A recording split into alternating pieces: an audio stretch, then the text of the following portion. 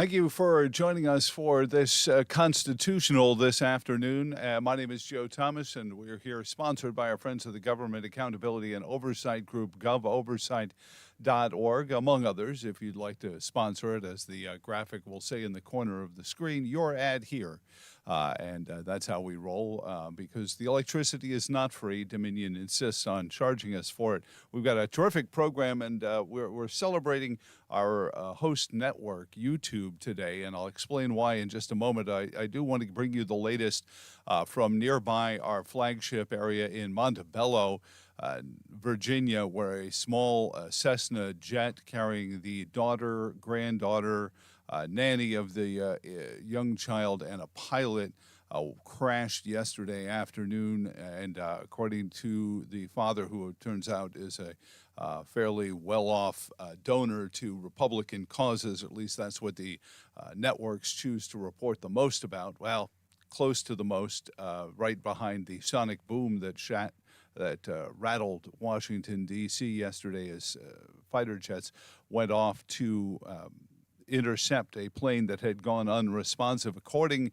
to NTSB investigator Adam Gearhart, he told reporters the investigation may take upwards of 10 days. He did say the wreckage, as you might be able to see a little bit in that image, highly fragmented, and that flight recorders did take the airplane spiraling into the side of the George Washington National Forest at 20,000 feet per hour, I believe is what the speed was. The owner of the airplane is grieving the loss of his second daughter. His older daughter was killed in a diving accident in 1994. Anyway, I wanted to get you caught up on the latest there. They say it could be as much as 10 days before they even have preliminary findings from the scene. Now, I said I wanted to celebrate something YouTube did for us Friday. I'm going to read to you a small smattering of headlines. I just went searching election 2020 and YouTube. Let's see, NBC News. YouTube will stop removing false claims about 2020 election fraud. NPR says YouTube stops taking down election denial content. MSNBC, YouTube again to allow false claims about 2020 election fraud. Then Bloomberg says YouTube to stop removing content denying 2020 U.S. election results, and so on and so on. You get the idea. So when the subject of the veracity, the legality, and the honesty of any election comes to pass, there are several people that come to mind first and foremost. So as we celebrate YouTube's decision to stop quashing inquiry into perhaps one of the most important legal transactions in America, first and foremost from the Election Law Reform Initiative at the Heritage Foundation. He is the great Hans vonSpakovsky. Hans, welcome back to the Afternoon Constitutional. How are you doing, sir?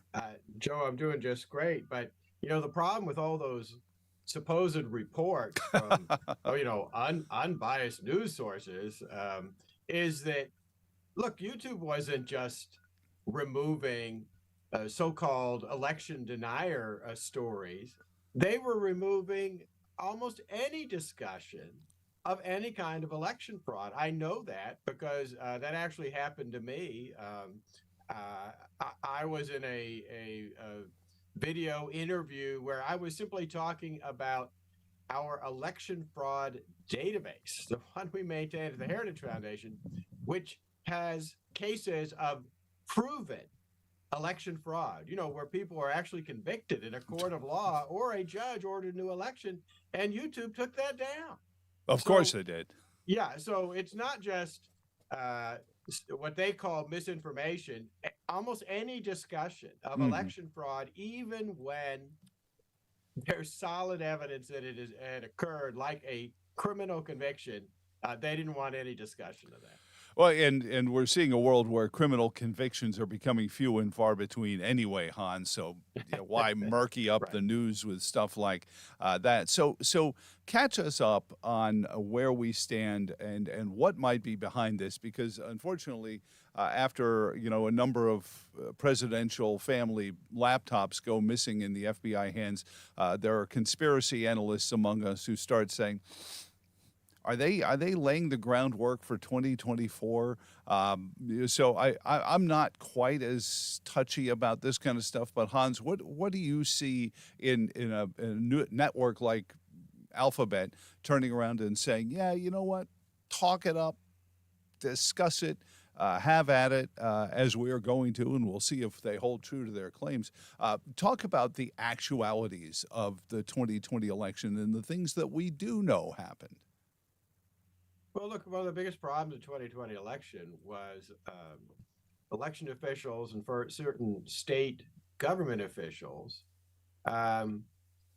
changing, waiving, twisting the laws and Hmm. rules that apply to elections. So, we had situations where it wasn't necessarily that voters committed fraud, but votes were cast that actually should not have been counted under state law. And as you know, the best example of that was in Pennsylvania, Hmm. where state law, as passed by the state legislature, said absentee ballots have to be in the hands of election officials by the end of election day. That's the law. That's If an absentee pretty good. ballot came in after that, it didn't count. Right. And what happened? We had state executive branch officials and courts there saying, "Oh, well, that may be the law, Yeah. but we're not going to abide by it. We're going to count ballots. We're directing election officials to count ballots that Hmm. came in after election day in violation of state law." And you don't look. That's like in the middle of an NFL game, the referee suddenly changing the rules. You just don't do that in the middle of an election. And you certainly don't do it. The legislature might be able to do that because they've got authority over the laws. But you can't have executive branch officials just say, well, that may be the law, but we're not going to abide by it. That was one of the biggest problems we saw in multiple states. Well, and there's an abstract to this, and I draw back to when President Obama directed the Department of Justice to stop arresting people for drug possession crimes. And I said, Right. well, you're kind of creating this weird world where law enforcement officers can pick and choose which laws they're going to enforce based on, I'm not sure what their standards and Right. practices are for that. Right. But why should it not trickle all the way down to our election law, Hans? Right. And look, I'm not saying that the election was wrongly decided. Right. We don't know. We don't know that because almost all the lawsuits that were filed where people raised all kinds of issues and claims, as you know, were dismissed on procedural grounds. Hmm. They never actually got to the substantive stage Right. They of never actually. examining. Yeah, Yeah, they were never adjudicated. So when they say, "Oh, well, this has been right, in court plenty of times," it's because judges decided on their own accord whether somebody had standing, whether there was right. sufficient, all of the different parameters. And your Pennsylvania example, Hans, I was even thinking about Wisconsin, which circumvented their own constitutional rules of procedure on how they were going to change Right. and if they were going to change election law. Heaven forbid that anyone actually follow their own state constitution. And in the essence of it, Hans vonSpakovsky on with us from the Heritage Foundation and their election law initiative, reform initiative, isn't the essential fraud in the 2020 election, especially, that we could go into an ABC store here in Virginia, and I draw this comparison not because of the alcohol, but because these are state employees, the same way election officials would be, that we could go into an ABC store, no problem at all, buy some tequila, no worries, but we couldn't go into a polling place with a state employee and hand them our ballot. That's the fraud to me, Yeah, Hans. yeah. No, look, folks on the left who want all mail elections basically used the COVID issue as an excuse to say, Yeah. well, we shouldn't be in polling places. There was no reason we couldn't be in polling places when we were all going not just to ABC stores, but to our drugstores, our grocery stores. Mm-hmm. But yet we couldn't stand in a line to vote in a polling place. So again, look, there's to me there's no point in going back to the 2020 election in terms of trying to say, well, who actually won the election, because Right. the election is over with. Joe Mm-hmm. Biden was certified as the president. What we need to be doing is looking at the state laws and regulations that govern our elections to clean them up, to close loopholes, to ensure that we don't have these kind of problems again. By the way, Joe, that's one of the reasons that what we've recommended to states is that they pass laws that give members of the public in that state the ability to sue state officials, including election officials, who aren't abiding by the laws governing elections in order to get a court order ordering them. That would have been great in the Pennsylvania case. Sure. To reverse what officials were doing there that they shouldn't have been doing. Well, and at very least to put a stop to something that might be illicit or at least underhanded, and until somebody can come in and take a look at it. Second, because as you mentioned, the citizen is really the victim in this, and I don't know how judges determine standing or not. But when the victim is the citizen that's had their vote diluted or canceled out altogether, Hans, I think they should have some sort of recourse to be able to go into a courtroom and say, hey, my votes didn't count. I mean, certainly if this was the 40s and say there was an entire ethnic population whose votes were being tossed out, I think we'd hear about that, right, Hans? Yeah, no, we would. And Joe, you may recall that actually was a problem in Virginia. Mm-hmm. You may recall in the last statewide election in Virginia, the county registrar in Fairfax County, largest county in the state, who fortunately since then is no longer there, said that he simply wasn't going to abide by a state law that says when you are filling out an absentee ballot, you have to provide the last 4 digits of your social security number, which is a way of making sure you're really the registered voter. He said he just wasn't going to abide by it. And there was a lawsuit filed over it, and the court threw out the lawsuit saying that the Virginia voters who had sued didn't have standing over this violation of state law. And just a terrible decision, but showing how what you just said is absolutely important. Voters should have standing to go after election officials who don't abide by the law. But isn't this the dark brilliance of the whole vote deniers campaign, which is to so taint the waters of any election, never mind 2020, that simply saying, hey, can we verify that those absentee ballots that came in from an address outside of the county, can we verify that those were actually, actual ballots, to make sure that election officials are of both political parties, to abide by those laws? It seems like any of those conversations were immediately dismissed, and as you mentioned, these courtrooms under the umbrella of, that's just, and especially after January 6th. Yeah, no, anyone raising any kind of legitimate claims was immediately shut down. Look, you were wondering at the beginning of this, why have they made this change? Mm-hmm. And all we can do is speculate on it, but I think there's two possibilities here. One is they may be setting up for the Democratic candidate, probably Joe Biden, losing in the 24 election, so that they will be able to contest the election and not people say, well, what the heck are you doing? You're being complete hypocrites about this. I think the other possibility is that, look, there's a lot of movement in the U.S. Congress, and various states have sued social media companies over the fact that, as you know, they were apparently working with the FBI to take down people's accounts, Mm-hmm. to take down any kind of discussions about elections and What do you think? COVID and other things. And they may be saying, ooh, we better stop doing this. And that way, hopefully, Congress won't move to impose any kind of legislation on us.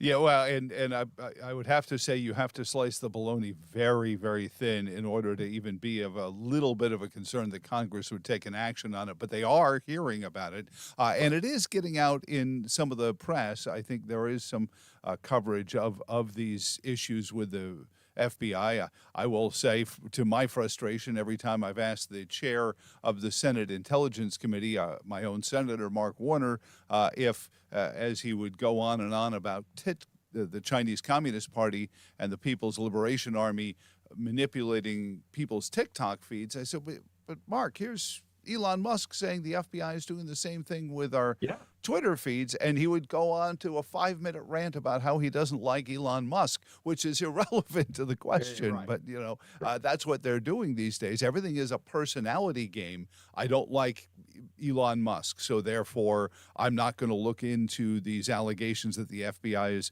manipulating people's news feeds, which I just find to be so disingenuous, but not really surprising. Yeah, no, I agree, but that's because, unfortunately, look, if the FBI had been taking down social media posts of liberals, I have no doubt Mark Warner would be very interested in investigating this. But that's not what was going on. Unless it's Bobby Kennedy, Jr., and then, well, you know. Yeah, but look, it's not speculation. I mean, this has been established. Even the FBI, I think, has admitted this was happening, although they defend what they were doing, saying that this was misinformation from foreign governments, which is not true. So it's not speculation. Well, but hold on.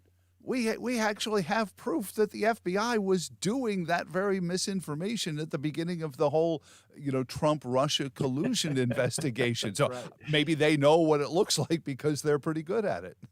Yeah. No, I just am astonished that anyone in Congress would believe that what the FBI was doing was the right thing. And by the way, look, you know, folks will say, well, we do want the FBI to be investigating, for example, if the Russian government or the Chinese government is trying to flood us with propaganda. Well, fine. The answer to that is put out a press release. You know, if the FBI thinks that's going on, then put out a press release saying that this story or that story actually was fed to us by the communist government in China. Don't behind the scenes try to secretly take something down so that we don't know what's going on. Well, and we've seen this. I mean, and the Russians did it in Charlottesville, our flagship city, in 2017. Heck, we found out the Russians were doing it during the Vietnam War, Hans. So let's stop looking back at 2020, but use 2020 as the lens to look forward into 2023. Virginia is currently in the midst of a 45-day primary voting cycle in which at least one of the House races, a lot of buyer's remorse came out when one Democrat candidate for the House slandered another one egregiously. And now a lot of people are saying, hey, 2/3 of the votes seem to have been counted already. Oops. But beyond that, then we're going to get into another 45-day election cycle with what I'm finding out more and more about how they work this vote harvesting scheme, where they go after people who are less than likely to go vote, what they call the ones and twos, and that's who they're targeting. They're not getting out the base. They're going after people who might only vote once every 4 years, and then maybe, and they're going and they're pulling ballots out of folks who had no interest in participating in these elections. You know, that stuff. Can we get some feeling that that's going to be better, or do we still need to have a change in Richmond before any of that gets better? No, we need to have change. Look, what vote harvesting, I like to call it vote trafficking. What that means is that campaign workers and others often are going after people that are the most vulnerable, the elderly and others, and they're not just in too many cases, they're not just saying, look, we want to just help you deliver your ballot. They're trying to manipulate and pressure those individuals to vote a particular way. And that is something we should not be allowing. We don't want that kind of intimidation and pressure going on. And the only way to do that is to restrict the ability of third-party strangers and others to pick up and deliver a ballot, so they won't be in a position to engage in that kind of behavior. Absolutely. So also, and again, Virginia's law is that if the governor is a Republican, there are, the election boards and such are 2-to-1 Republican or whatever political party it may be. But yet we're seeing stories out of some of the rural communities where Democrats using this same specter, using this same demagoguery of, unproven claims of voter fraud and so on and so forth to try to drive out conservative members of their electoral board, Republican members, and insert them with, quote, independents of their own choosing. And I think it's a backdoor way to try to take authority in election boards where legally none exists. These kind of things, and again, it goes back to the same idea of we'll just wave the January 6th banner around and call them unproven claims of election fraud, which I know you and I have talked about. They're only unproven because nobody's tried. Hans, do we need to work hard to make sure that we're steeled to the idea of the name calling and we're not going to capitulate just to, no, I don't want to get yelled at about January 6th, so I wasn't there, but we need to make sure our ballots are counted and only valid voters cast one valid vote, right? Yeah, no, we need folks on election boards who are not going to stand down when false claims of racism and things like that are raised.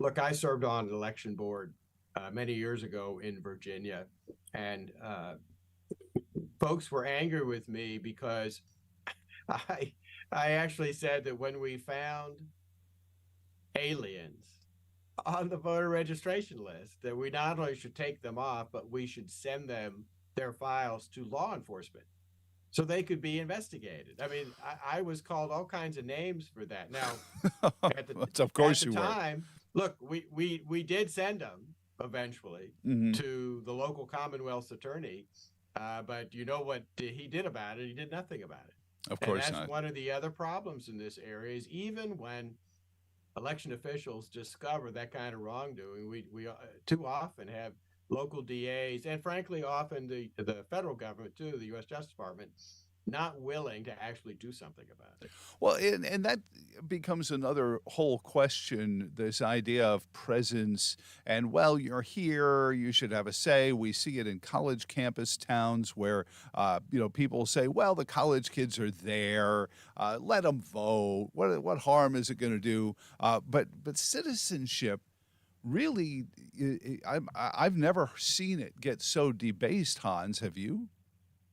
No, there's a real push, for example, on the alien issue of people saying, again, on the left, that aliens should be able to vote. Well, no, they shouldn't. They're not U.S. citizens. They have not taken on the responsibilities that go with citizenship. We often talk about the rights we have as citizens, but we also have responsibilities as a citizen. Like, for example, getting called to serve on juries. Well, that doesn't happen with aliens. They can't be forced to serve on a jury. If we go to war and the government reimposes the draft, all of us can be called up. Our sons and daughters can be potentially called up. Aliens can't be. So they're not taking on the responsibilities. They should not have a voice in who are the individuals that are part of our governance. And that is just a big mistake, pushing for that. You know how I like to put that? Listen, if you're a journalist for Pravda, which is, as you know, the propaganda newspaper for Vladimir Putin, and you've been assigned to cover the U.S. and you're living in Washington, D.C. or somewhere else, do folks really think that individual ought to be able to vote? Because that's what all these laws allowing aliens to vote when they've just resided in a place for 30 days, which is the new rule in the District of Columbia, does. I don't think propagandists for Pravda or the Chinese government ought to be voting in our elections. I can't imagine anyone would, Hans. So, last moment or two, what should the viewer, the listener, be doing now? Because election officials have to be put in by the political parties. You can't just show up at a polling place and say, "I'm here to watch what's going on," because then you start feeding the machine again, the machine of the MSNBCs of the world. What would your advice be to the viewer, the listener, so that they know that every valid voter casts one valid vote come election day, and we can have confidence in at least our next General Assembly election? Well, there are three things I'd recommend. The first two, because we have election coming up, is take the day and volunteer to be a poll worker, to work in a polling place. Because if you're working in a polling place, then you can be the person to ensure that the law is being followed. Mm-hmm. That, for example, folks' IDs are being checked, which they're supposed to be in Virginia. If you can't do that, become a poll watcher. Candidates in Virginia, political parties, have the ability to appoint poll watchers to watch what's going on at polling places. That's also very important. And when we're not this close to an election, the third thing that people ought to be doing is making sure that our legislature is putting in the right kind of laws to have secure and fair elections. Easy way to do that. You want to know what Virginia is missing? Check the election integrity scorecard that's on the Heritage website. We have summaries of every single state where we're telling what they're doing right, and we list the things they're doing wrong. So then you can speak to your representative in the House and Senate and say, fix this. Hans, I appreciate your time. I'll keep my fingers crossed that this stays up on YouTube and they stay true to their word. That's a little gallows chuckle there, Hans. I'm not sure you're holding out a lot of hope. But we'll see. Yeah, we're testing the waters here, at least, because they said. But I appreciate you taking a look into the needs that we have for 2023 and 2024 going forward. And thank you all. Anything else coming up, at the Heritage Foundation that you're part of that you want people to know about before we go? Well, there's so much going on in Washington right now. I mean, everything from we have upcoming people starting to get interested in elections to huge budget problems. So people really ought to get as involved as they can in what's happening right now, because we have a lot of problems in this country right now that need to be resolved. Well, and also thank you for 50 great years. I just realized that Heritage Foundation was founded the same year our flagship radio station was turning 40. So as we celebrate our 90th anniversary on the air, Heritage is celebrating its 50th of helping us out there. And anything founded by Russell Kirk is good by me. And thank you for living up to everything that he and his family set in motion there at heritage.org. Hans, you have a great afternoon. You too. Thanks a lot. Thank you. Now we've got more of this election integrity special here, where we're really going to test the waters and see what if YouTube can walk the walk. Because coming up next is going to be our friend Hayden Ludwig from Restoration of America PAC. Now, Hayden, you may recall, when last we spoke, was telling us about E.R.I.C. Why one of the more esteemed members of the Virginia General Assembly, David Toscano, who was ousted in a very Shakespearean kind of way.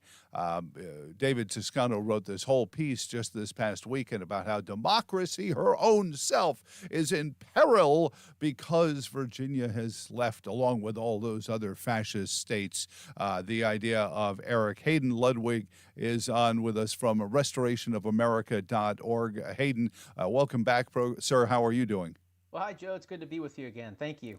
So we're testing YouTube out on its word here. YouTube said that we're not going to take down any discussions about the 2020 elections. And I know in 2020 you are still, one of the you still are one of the preeminent researchers, data crunchers in this world. And Hans vonSpakovsky and I were just talking about that kind of soft science of judges dismissing cases before they ever saw the inside of the courtroom. From where you sit, is that really the basis of all of their headline-grabbing, baseless claims of election malfeasance?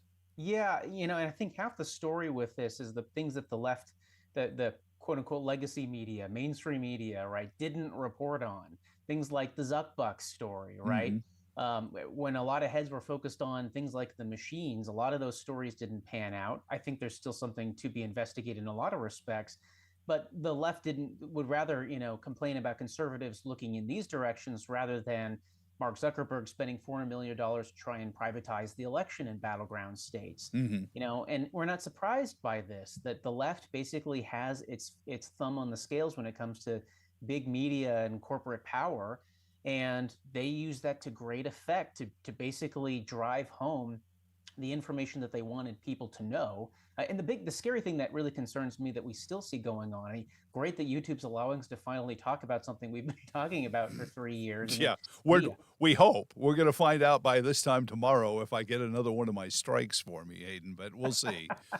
Yeah, maybe I'm responsible for that. We'll find out. But that we used to call that just free speech. Now it's what corporate government allows us to do, right? Well, and actually, one of my friends, former member of Congress, mentioned this, and he brought up the 2020 election. And he said it's tantamount to a police officer saying, we don't need to investigate this murder because the victim is already deceased. That's such false, but I can't shake the idea that really is their premise behind this. Yeah, I mean, the most damning thing I've seen is, first of all, everybody knows the 2020 election was not the way we ever conducted elections, even in my lifetime. Right. I mean, gosh, I can remember 2016 wasn't that long ago. And back then, you'd find that both Democrats and Republicans pretty much agreed that mail-in ballots were the least secure way you could run an election, on top of everything else that they've pushed. But the most damning thing about that is they sold us, they meaning the state legislators, the members of Congress, the elections officials in places like Pennsylvania and Wisconsin. They sold us on a lot of these last minute changes to longstanding election procedures on, well, it's COVID-19. We need to make sure people are safe. Right. Well, COVID-19 has been declared over even by Joe Biden. So why haven't we changed all of these procedures? And when Republican lawmakers in places like Georgia try to roll back a lot of these procedures, well, they meet a hailfire from the left. They're called fascists, election deniers. Well, I thought it was all about COVID-19, right? It's because this is what they really want to do to federalize elections. Well, and that's stick a pin in that, because you brought up Georgia, though, and I want to bring up again the call to arms, if you will, for people to be strong in the face of name calling and demagoguery, because that's what, as Hayden said, happened in Georgia. Everyone was called names. Everyone had their table reservations canceled for Saturday night. Their tea times were canceled, and all the things that a lot of Republicans hold dear, and they weren't invited to the cotillions anymore. But they did in Georgia hold firm, and then, I believe, Hayden, you correct me if I'm wrong, they had record voter turnout even among the communities that were screaming poll tax, right?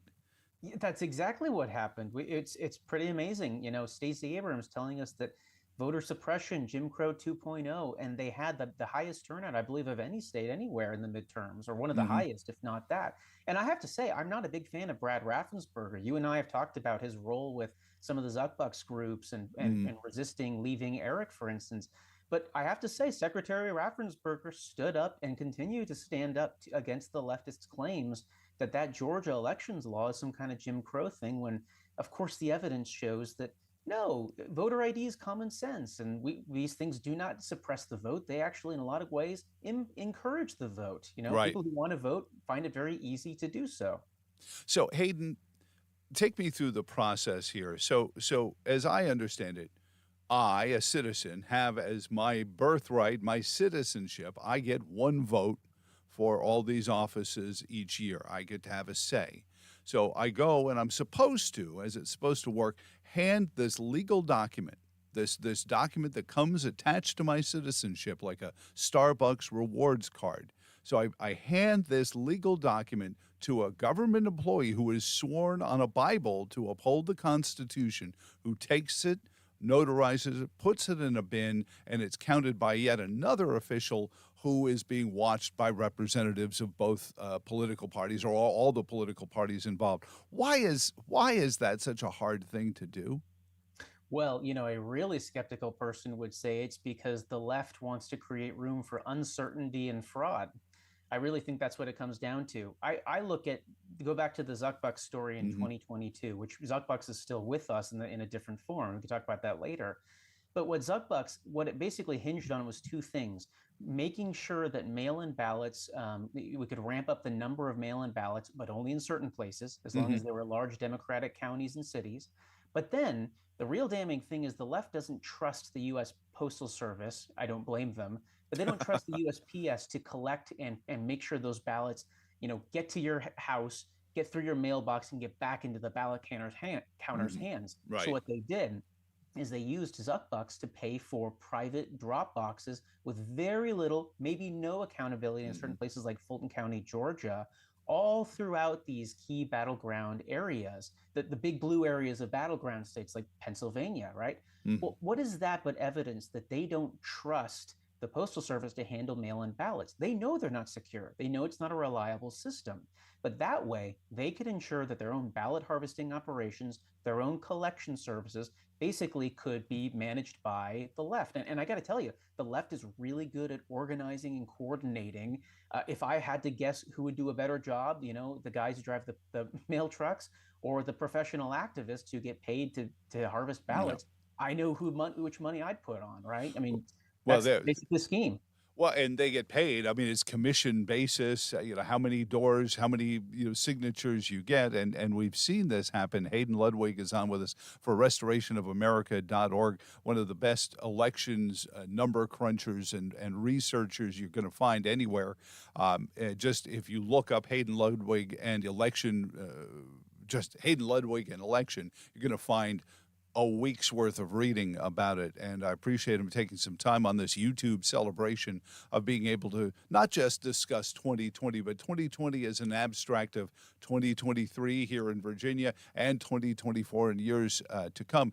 You mentioned the Zuckbucks, and the first thing I noticed about the Zuckbucks is they targeted traditionally Democratic turnout areas. So my first reaction was, oh, they wanted to stuff these ballot boxes and nobody would notice.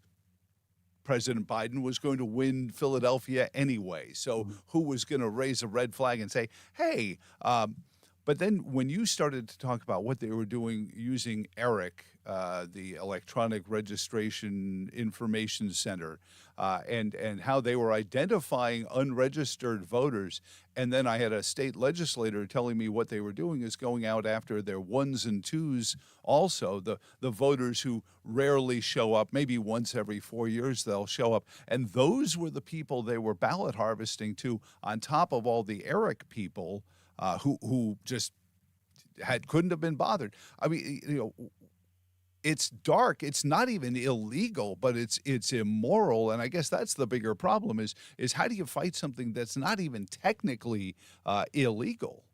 Yeah, exactly. Yeah, they're very entrepreneurial when it comes to creating these new schemes that nobody's even thought to create a law against, Hmm. right? Maybe shouldn't create a law against in certain cases, but they're able to exploit those loopholes. I actually think the left knows these laws very well because they spend a lot of money on lawyers who can find all of the vulnerabilities in this system. Yeah, what you've tapped into is really the dirty secret to how we run elections in this country. Conservatives still think it's all about winning on election day. We're all Mel Gibson charging up the hill and the Patriot, right? But Right. that's not how it works. A smart campaign in the 2020s already pretty much knows whether they're winning or losing weeks or even a month or more out from election day, and that's why they want election season. So everything from ballot harvesting to getting data on people who are eligible to vote but not yet registered to vote, Hmm. right? And we know the statistics on how people of a certain demographics vote, for instance. The left spends hundreds of millions of dollars putting together this massive database of potential voters, where they live, what their names are, their age, their sex, their race, all of these things, because they know that's actually that's how they win elections. So I Hmm. look at places like Georgia that used to be bright red and have gone somewhat blue. Why is that? It's not really because Georgians are changing their minds. They're really being won over by the issues. Oh yeah, sure. I think we should have abortion up to the day of birth. It's not that. It's that the left is finding likely Democratic voters who always lived in those places, right, in the Hmm. cities, but weren't registered to vote because, frankly, they don't care about politics. They're Right. low propensity voters. Getting them registered, getting them to cast a ballot has been their machine for at least 15 years. So and maybe there aren't enough low propensity conservatives out there. I don't know many, but I know there are some who only vote in presidential elections. There are magisterial precincts that voted for Donald Trump twice, but have a Democrat representing him on their board of supervisors. So there are certainly people in those districts who don't show up on anything other than presidential elections, and I understand that. And you see the turnout numbers anyway.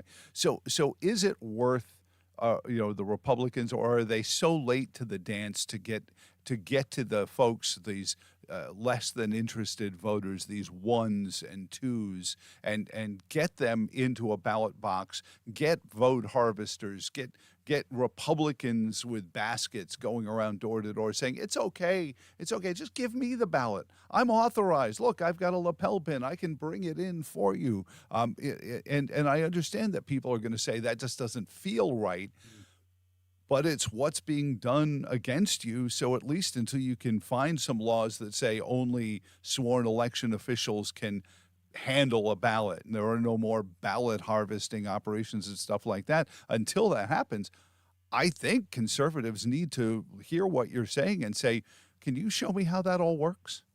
Yeah, you and I are both principled on this issue that we loathe what's gone on with how we run elections in this country. But unfortunately, you have to know the signs of the times, right? You have to be able to fight with the tools available.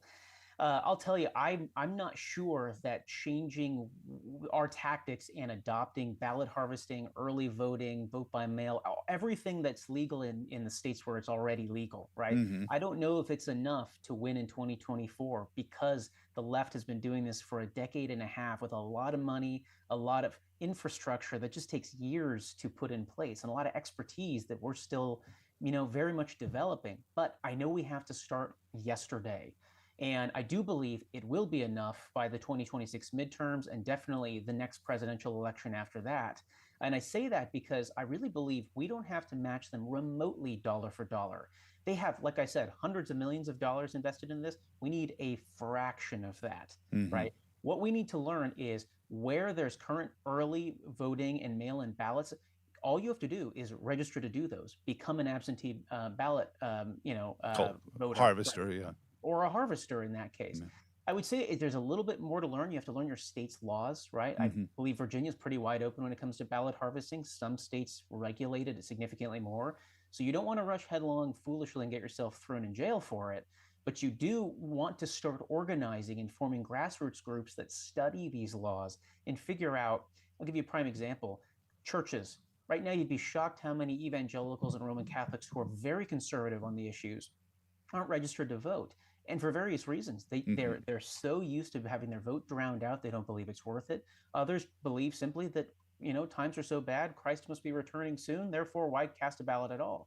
That's the wrong way to look at it. Hmm. I love them and I appreciate why they think that way, but we have to start thinking about how do we apply our actual Christian values, our conservative values, to living in this country. Hmm. Think about it this way: what kind of country do you want your grandchildren and great grandchildren to inherit? That's the kind of Yep. thing you start working for now. And if it means early voting, so be it. Well, and it's like a dear friend of mine, very theological man, said once, God will provide me a garden, but he's not going to shovel the dirt for me. And so, we have to fight this, and I always go back, my favorite biblical passage is when arriving in one of the most important places they were going to go in their campaign was Samaria, and all of the apostles run into the city to go find the city councilors and the electoral registrars or whoever else they were looking for. And Jesus said, no, I'm going to talk to this girl here at the well and find out why in the midday sun she's out at the well when everyone else is back in town. And that's, I think, the kind of ministry we need to be having for our neighborhoods and for our communities, since you brought it up. I also know NRA members. There's a huge number of them that are unregistered to vote in many cases, or have just become inactive because they feel like, well, I voted for insert name of candidate that may not have done all the things they wanted to. Candidate X supported red flag laws or something like that. And so, okay, work and find another one, but don't give up on the process, because you are, as you say, Hayden, allowing the other folks to get in there. I want to talk about what you said regarding the scale of what a conservative operation would have to be, because if you look at 2020, for example, and sure, the electoral, and this goes back to Roger Stone and Dick Cheney and these folks who said very clearly, oh, there's like 5 counties in Ohio you have to win, and then you win the election. So they know that kind of math.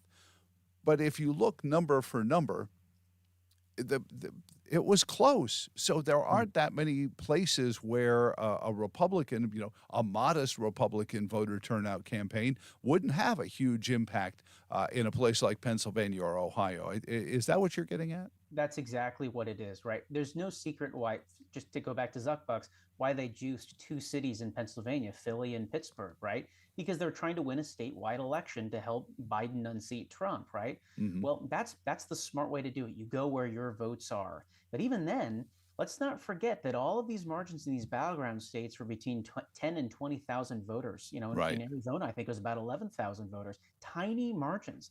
And we see this even back in 2012, right? When Mitt Romney, a guy didn't put up a fight at all, right? Came within about 45,000 votes across 4 states from unseating Obama. That's about the margin that Trump had, right? Even though the vote totals were dramatically higher.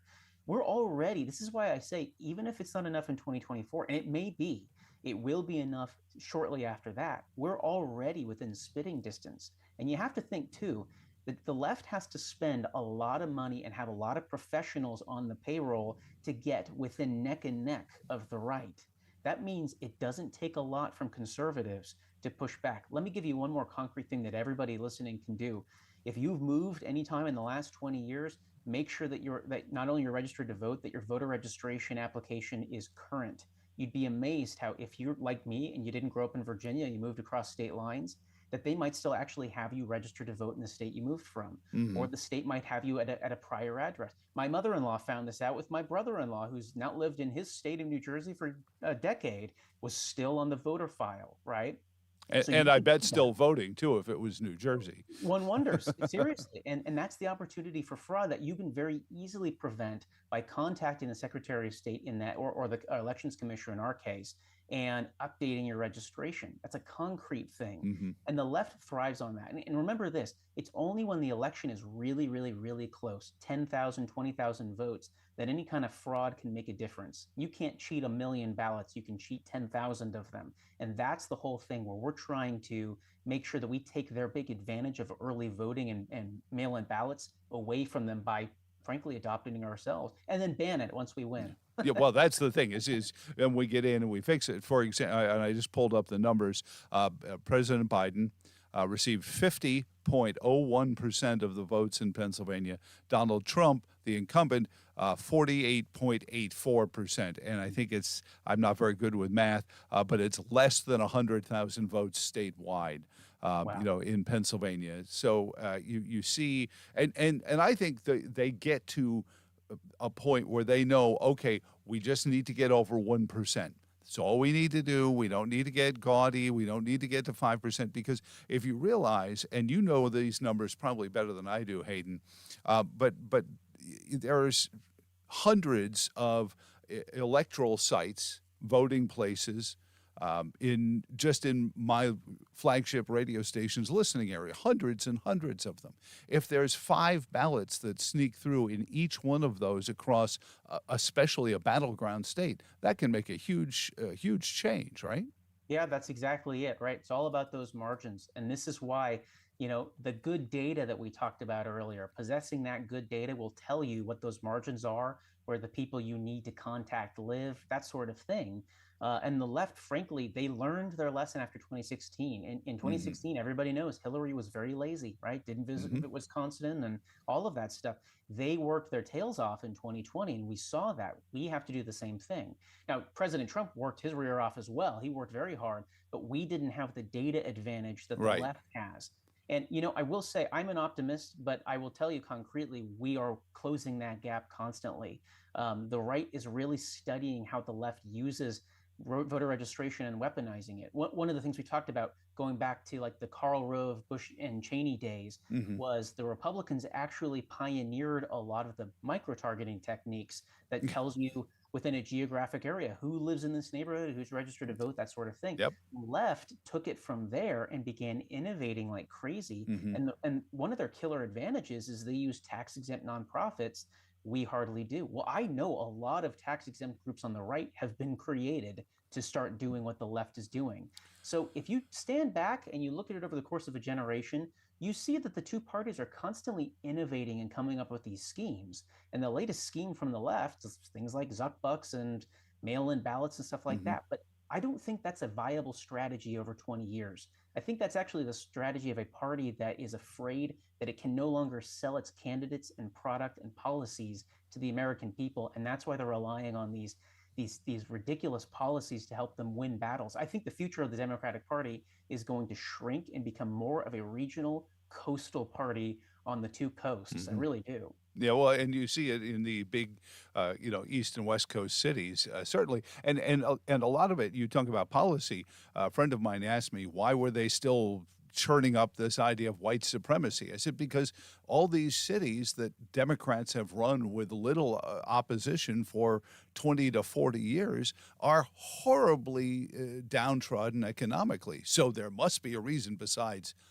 their policies, Hayden. Governor Youngkin's Political Action Committee actually has a member of its team specifically on get out the vote, but also early voting strategies. I presume that also includes ballot harvesting. Is that what we need to see? The big candidates, the big names in Republican Party leadership stepping up and saying, we're going to put this, we're going to put our name on this? Yeah, I think that's exactly what it is. I noticed too that the RNC put out a call when it was scheduling its upcoming presidential debates in the primary. That one of the things is all these candidates have to share their data with each other and with the RNC for the ultimate whoever becomes the nominee for the party moving forward. That's a wise move because there's no. Put it this way, if you look at what the left does, they basically have 2 or 3 data companies that Hmm. really should be competitors, but they actually work with each other because they all want the same thing. The Right. right has a constellation of them. None of them work together. They're all competing Hmm. because we think a lot like business people, and that can be good. But I really think a lot of this problem is our side stopped innovating after 2006, while their side took advantage of the digital revolution and a lot of these, Hmm. Silicon Valley ideas. You think about how they use TikTok and Facebook and social media, for example.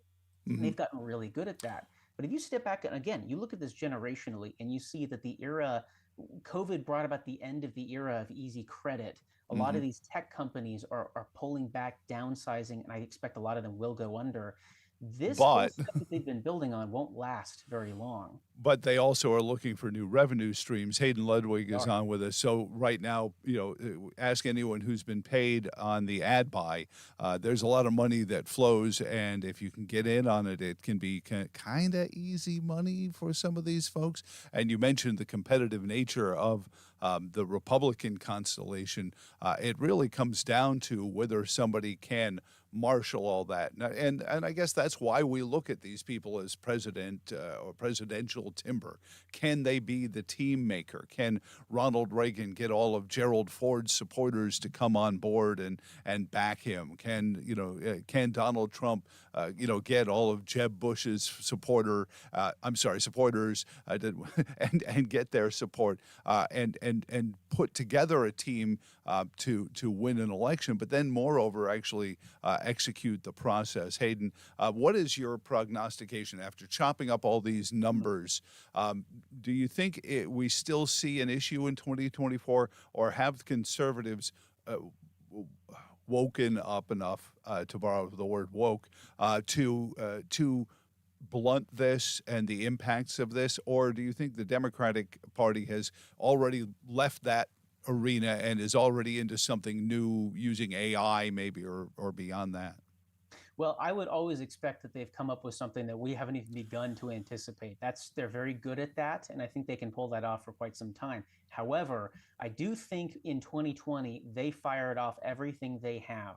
They revealed all their secrets. It was sleight of hand for years during the Trump administration, no longer. And there's been huge pushback by the right. And I'm really proud to see that conservatives have been incredibly unified on the election integrity battles. Even where there's differences, the fundamental principles we're still in agreement on that. Mm-hmm. And, again, you can expect that the Democrats will be very unified in the 2024 election. They'll get behind whatever schemes they think are going to win. But I think we understand those schemes now in a way that we didn't before. Virginia withdrawing from E.R.I.C, for instance, is a huge victory because it means you no longer have one side being fed this key voter data that the other party has no access to. They've been cut off. They're dealing with the same stuff that we're dealing with right now. And there's a lot of that stuff. A lot of the election integrity bills that have been pushed through the states in the last 3 years, they're going to play a huge impact on that. And I will say, I don't know if it's enough in 2024, but I think it'll be close. And I'll tell you this. While I'm not weighing in, my organization too, we're not weighing into the primary at all. That's not of our interest. That's the Republican voters' interest. I'm really interested in knowing the candidates' plans for defeating that ballot harvesting machine and knowing how seriously they take it. Knowing that President Trump went up against this machine and took it on the chin for everybody in 2020, I really want to know, what does he see now for 2024 that I'm not seeing? You know what I mean? Yeah. I think his agenda. August, supposedly there's going to be a debate amongst these folks. Hayden Ludwig from the Restoration of America PAC, restorationofamerica.org. Thank you again so much for taking some time, and knock wood that this stays up on YouTube, true to their word, right, Hayden? Yeah, let's do that. All right. Thanks again, Joe. And thank you all for tuning in as well and being on the receiving end of the afternoon constitutional. For all of us here, my name is Joe Thomas. Until tomorrow, so long, and thanks for all the fish, unless YouTube kicks us off.